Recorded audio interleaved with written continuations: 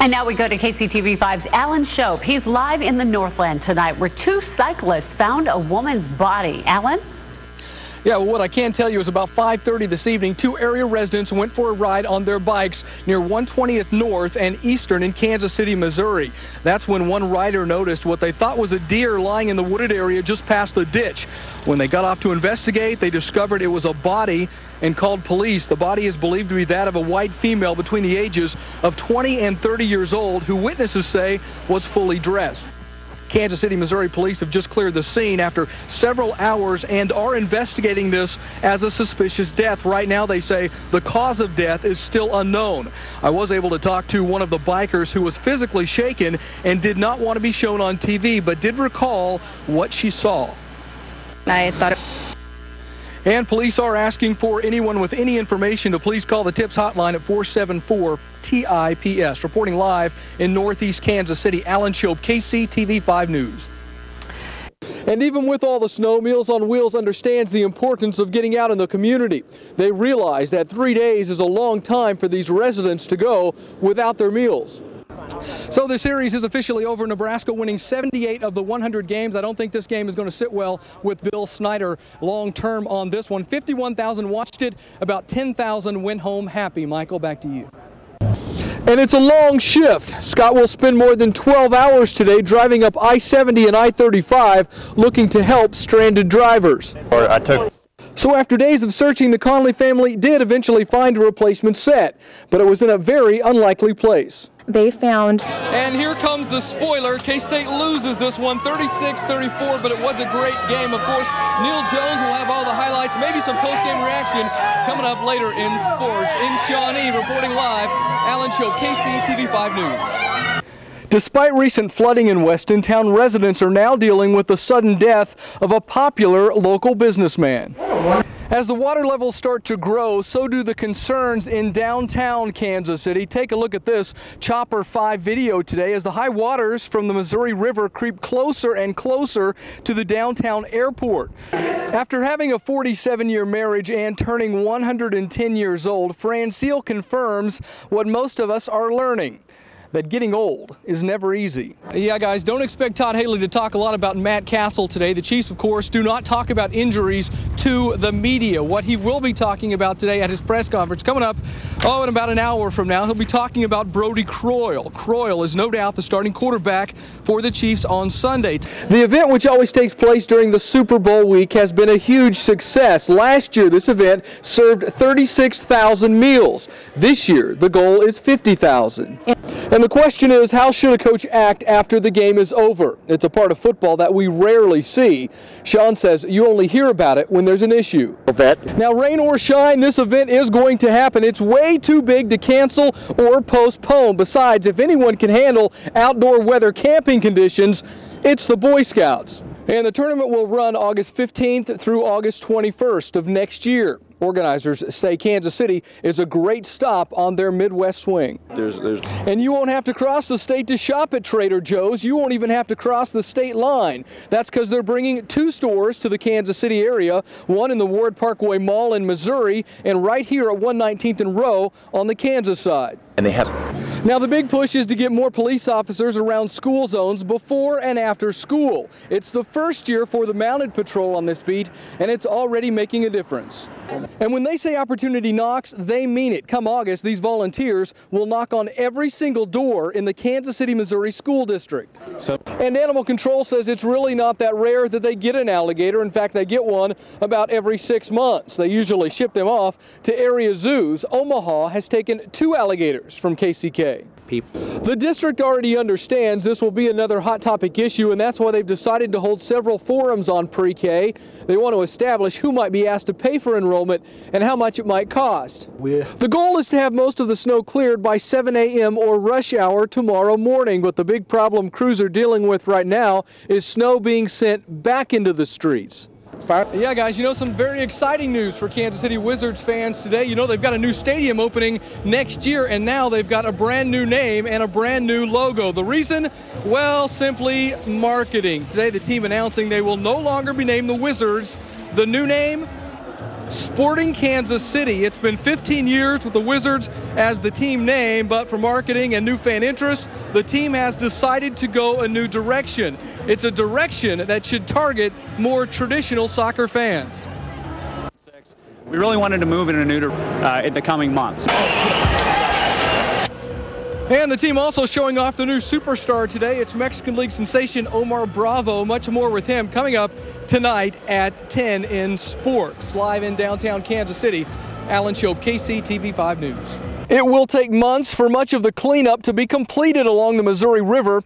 Breaches causing 4 separate road collapses, some up to 600 foot long in places along Highway 136. It's even taken out a bridge. The cameras are similar to the ones currently being used in Kansas City, Missouri. Only thing, these cameras can't issue traffic tickets to drivers. That's illegal in Kansas. Right now, officers are hoping to use this as a test run to see if these cameras work. Over at Missouri Western State University, it's business as usual. They can't wait to see if there's a camp or not. They have to prepare as if everything is on schedule. And that means the new bleachers are brought in and ready to be set. Field markers are in place and the grass is perfect.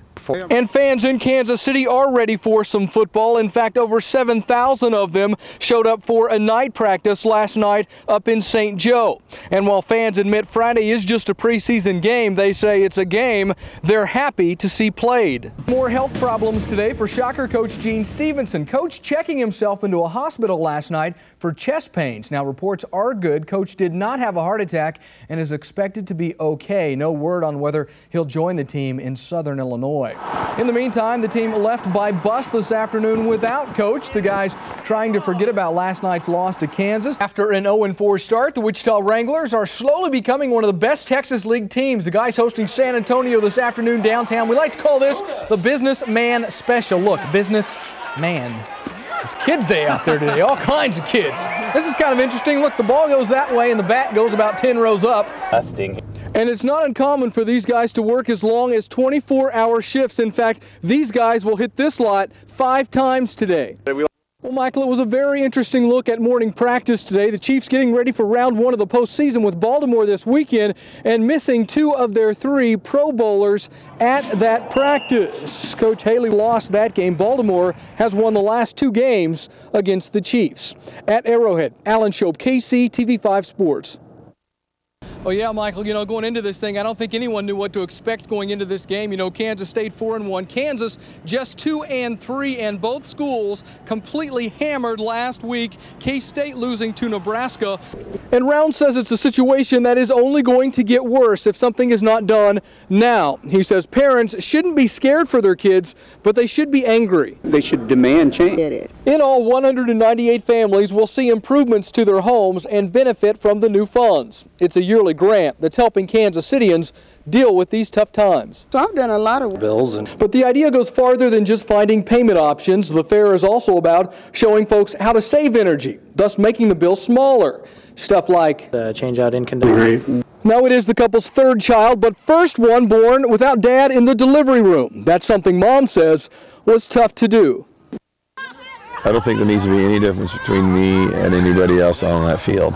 Merrill Staton feels like he's been benched, and it's not because he did anything wrong.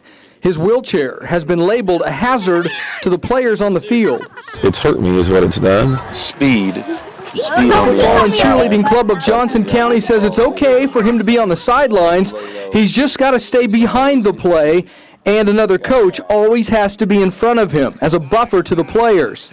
It's a blanket policy about hard mechanical things. Later on in the season, when it rains and gets wet and the sidelines get muddy, it's hard for people that are standing there to get out of the way. But it does protect kids, which is our, one of our primary jobs. Staton says he's not being treated like other coaches, and it's not fair. I can move just as fast, if not faster, than a lot of the people that are out on the field. And parents agree with him. He's proven to be completely capable at practice and on the sidelines thus far. And my own son has never even once mentioned that he's in a wheelchair. You know, I think there are various rules that need to be set up to keep the kids' safety in mind. I certainly couldn't do what I do without Merrill's help. Stanton has appealed to the league and will meet with him on Monday night to try and get back on the field. But he asks what message is being sent to the kids he's coaching. None of these kids ever come to me and ask me why I'm in a wheelchair. Unless you're taught it to be an issue, it's a non-issue. As for this weekend, he'll be right back out there trying to help the team from his designated area. In Johnson County, Alan Shope, KCTV 5 News.